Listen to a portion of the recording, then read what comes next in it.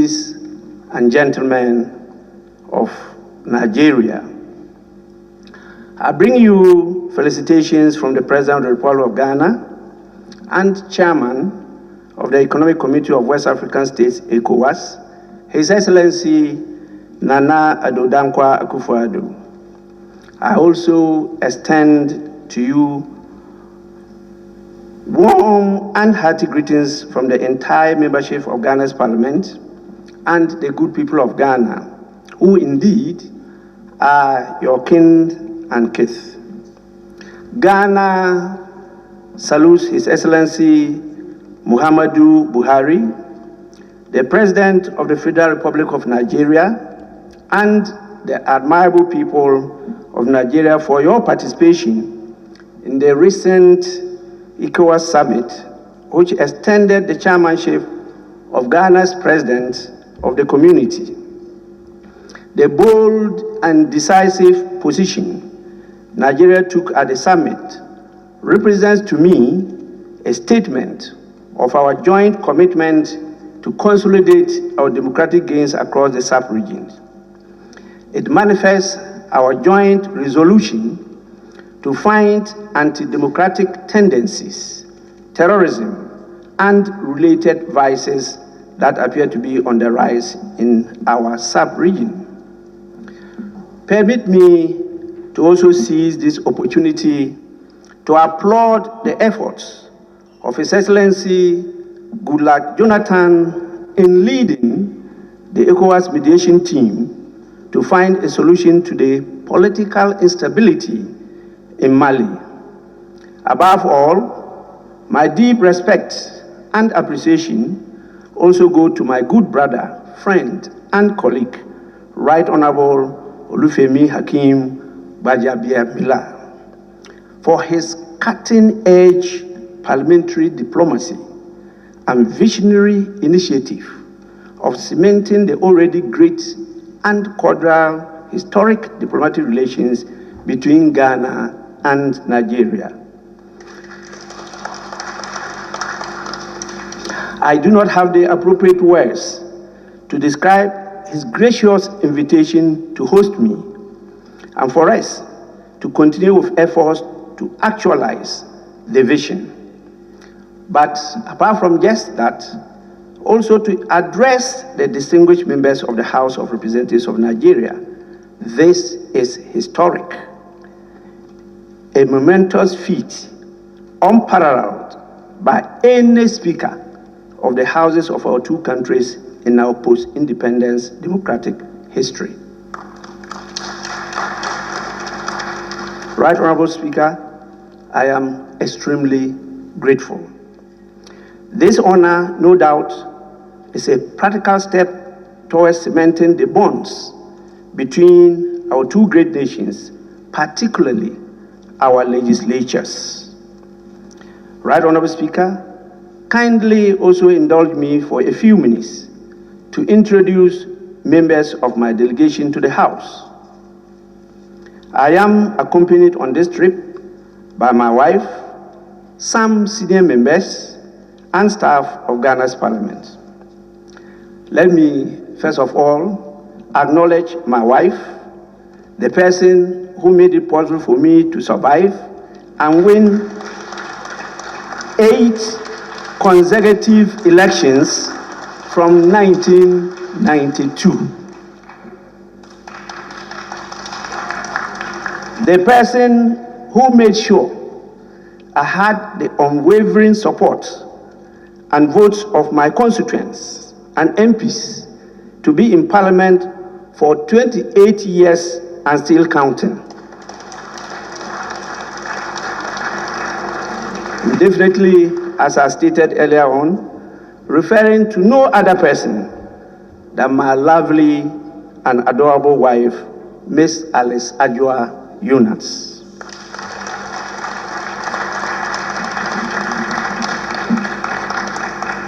Right Honorable Speaker, please, I'm sure you got the message right. The role that your wives and your husbands play if you want to stay as long as I have done. Right Honorable Speaker, the senior members and staff of Ghana's Parliament with me include the following: the Honorable Carlos Kingsley Ahenkra, who's the Chairman, Committee on Trade and Industry. The Honorable Emmanuel Ama Kofi Bua, Ranking Member, Committee on Trade and Industry. The Honorable Brian Achampon, Chairman, Committee on Foreign Affairs. The Honorable Samuel Okujetu Ablakwa, Ranking Member, Committee on Foreign Affairs. Mr. Cyril Kobina Oteng Insia, Clerk to Parliament. Mr. Richard Kwame Achampong, Head of Parliamentary Relations and Protocol. Ms. Anita Shelley Kwate Papafiu, Head of the Speaker's Secretariat. Mr. Justice Dansunovo, my aide, and the Assistant Superintendent of Police, Simon Tenkun, my aide-de-camp. Mr. Speaker, just a few words about the history of Ghana-Nigeria relations. Right Honorable Speaker, relations between Ghana and Nigeria predate our attainment of political independence. It has been characterized by our shared socio-political history and culture. Many Nigerians and Ghanaians don't know that the West African Strengths Union was founded by 21 law strengths led by Ladipo Solanke and Herbert Bankole Bright, both of Nigeria. Yet, they called on a PhD student from Ghana, Dr. J.B. Dankwa, to be the first president of West African Strengths Union.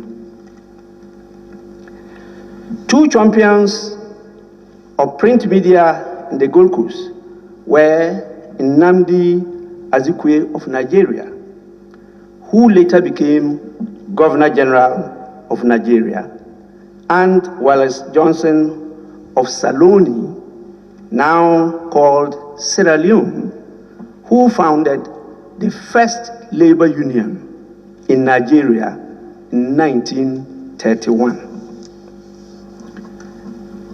We note the pioneering and inspiring role played by Osagyefo Dr. Kwame Nkrumah and his colleagues, young student activists since the Pan-African Conference of 1945 in Manchester that gave the final push towards the liberation and independence of African nations. That unity of purpose and infectious solidarity which characterized that era ensured that colonialism and imperialism were defeated. That solidarity and brotherhood must continue to underpin our contemporary relations. Right Honorable Speaker, I can go on and on with verifiable examples to establish that we are one and the same people. We are now, for good historical and natural reasons, made up of numerous and varied ethnic and tribal groups and people, but from a background of a common official language, educational system, currency, a career, and adjudicatory system at a point in our colonial history. These significantly contributed to our ability to work together in many spheres of endeavors. The symbiotic nature of our relationship as a result of this cannot be gainsaid.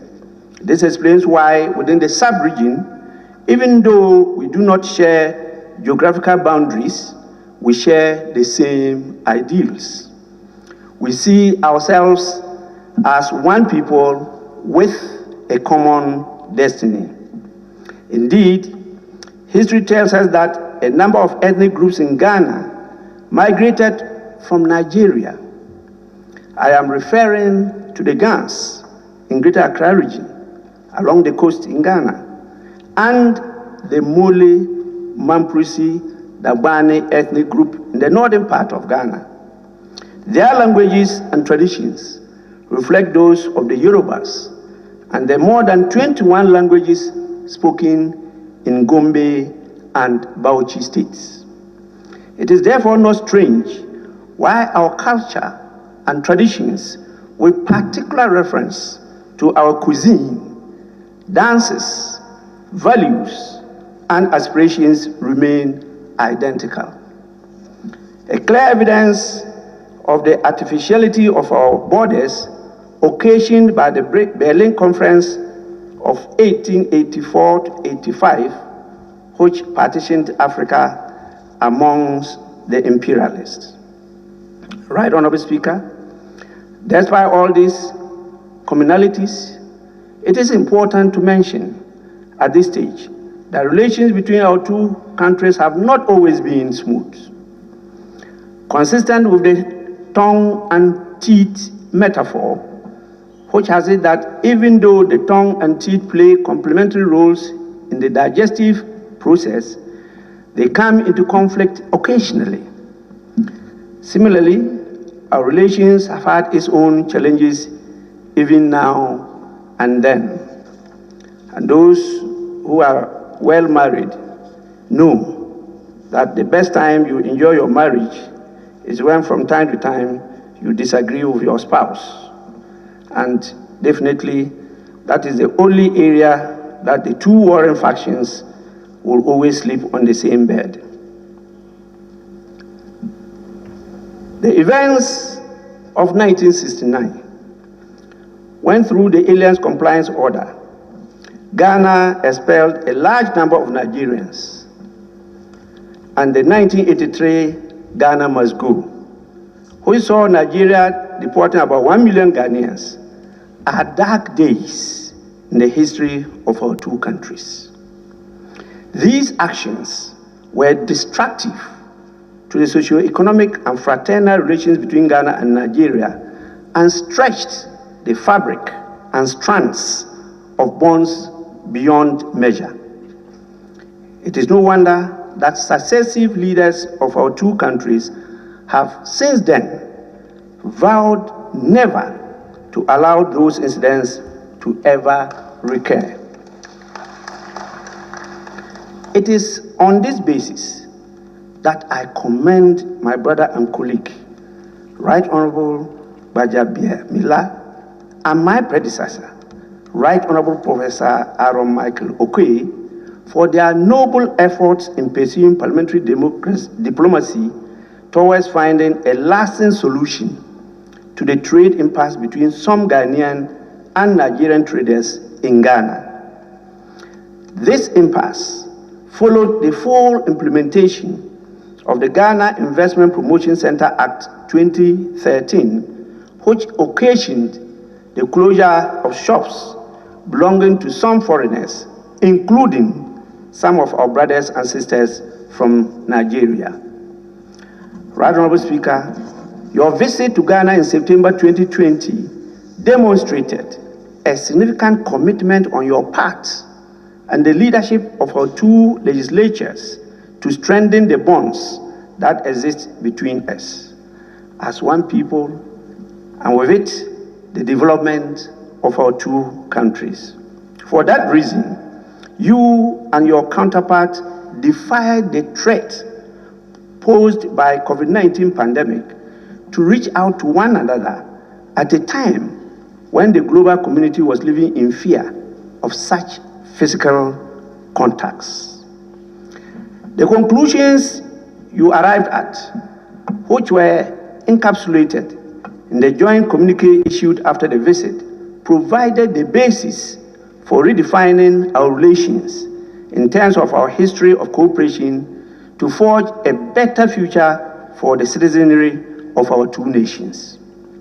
These conclusions were reinforced by the communique issued after the recent meeting between our ministers responsible for trade on the sides of the extraordinary ECOWAS summit on the political situation in Mali, held on the 31st of May 2021 in Accra. As I have repeatedly stated on various platforms, if COVID-19 has taught us any lesson, it is that no country, no individual, and no group of persons can succeed on its own efforts. Given the nature of global emerging challenges, which tend to be trans-territorial and transgenerational, we need, as people and nations, to forge and bond together. If we want to survive in peace and prosperity, we have no alternatives than to work together to find common solutions in this global village. Right, Honorable Speaker, my colleagues, honorable members of Parliament, Ghana and Nigeria are forerunners in this respect. Our history of oneness, kith and kin, and good relations makes it imperative for us to make all necessary efforts at forging together in peace and harmony on all fronts of our socio-economic life. Right, Honorable Speaker, I am here just to help bring finality to the impasse. I pledge my commitment and that of the Parliament of Ghana to contribute in every way possible to end the impasse between traders of our two sister countries. In furtherance of that, under my leadership, the Parliament of Ghana has appointed a 7-member committee as Ghana's delegation to the Joint Committee of Eminent Persons of our legislatures. They will interact with their Nigerian counterparts towards passing the Ghana-Nigeria Friendship Act. The act will set up the proposed Ghana-Nigeria Business Council, which is intended to provide the legal and institutional framework to sustain the continued friendship and business interests of our people. I am particularly glad to indicate that they are with me on this trip and are ready to engage with their counterparts towards realizing the intentions expressed in the Act. The communique of 31st May 2021 meeting suggested in part a ring fencing of some of the thorny requirements of the Ghana Investment Promotion Center Act 2013. This was a laudable suggestion. Of particular mention in this regard is the reconsideration of the $1 million United States minimum capital requirement for trading enterprises under Section 28(2) of the Act. This is to facilitate regularization of the businesses of the affected Nigerian retail traders in the trade impasse. Equally commendable is a special concession to be applied to the requirement for the payment of 0.5% stamp duty on the capital investment required by both the Ghana Investment Promotion Center and the Registrar General's Department in respect of investment by foreign nationals. Our Parliament is ready and working to make sure that these are not applied to our brothers and sisters who are from Nigeria trading in Ghana.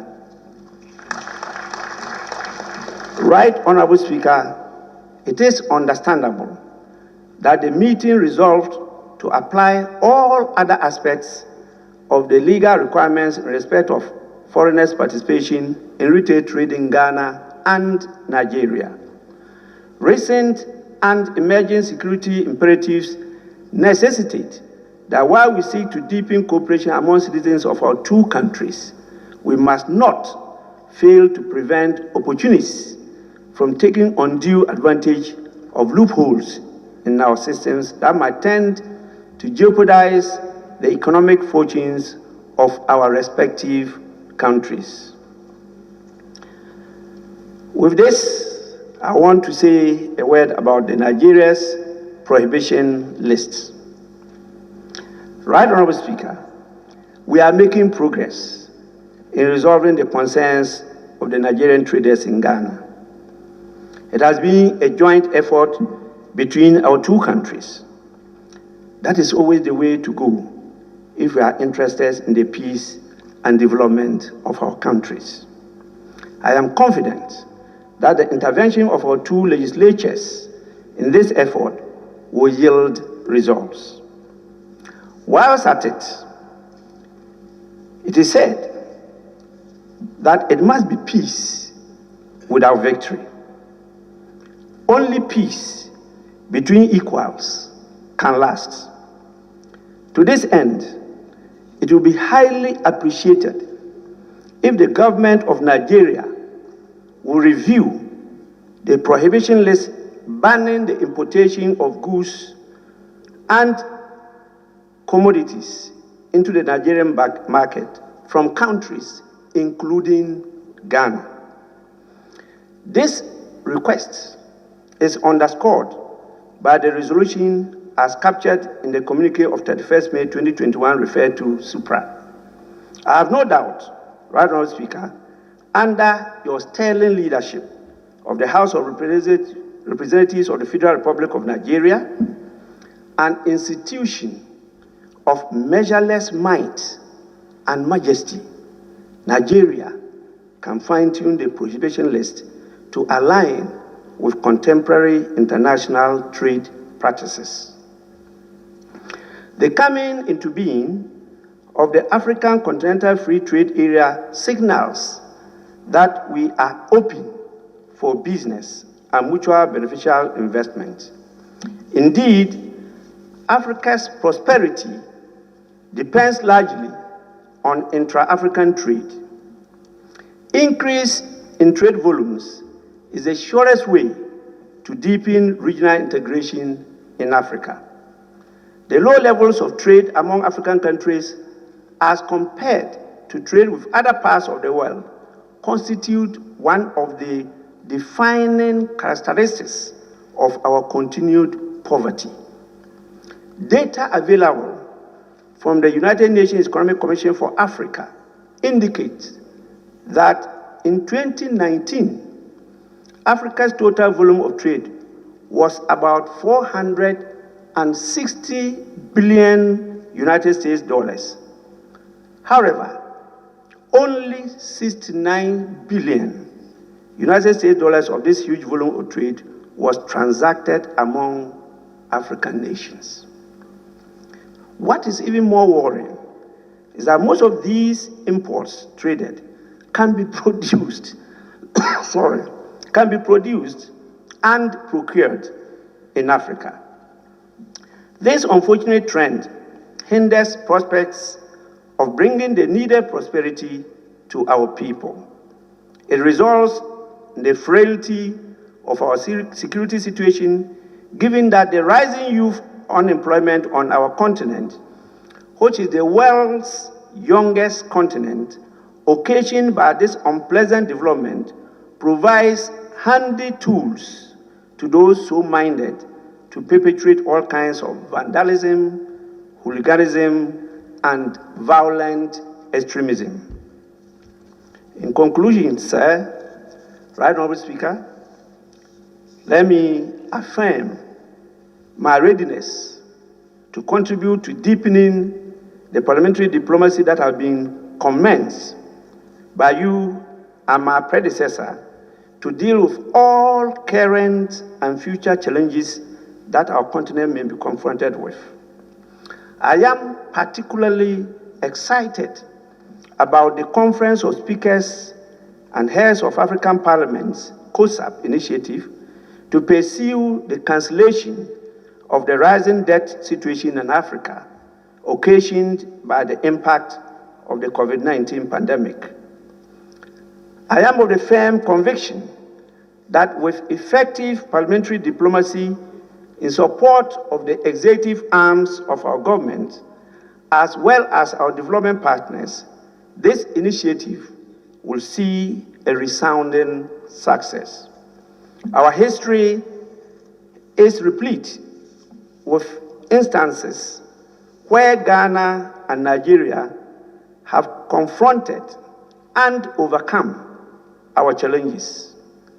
Working together, this seeming mountain before us shall be a pebble behind us. Right, Honorable Speaker, as for the debate on which of us has the best soccer team and the best jollof, I believe that rivalry will continue unabated, even though you all know where I stand on that debate. On this note, Right Honorable Speaker, honorable members of the House of Representatives, distinguished ladies and gentlemen, God bless Ghana-Nigeria relations. God bless all of us. And I thank you all for the audience. Thank you once again.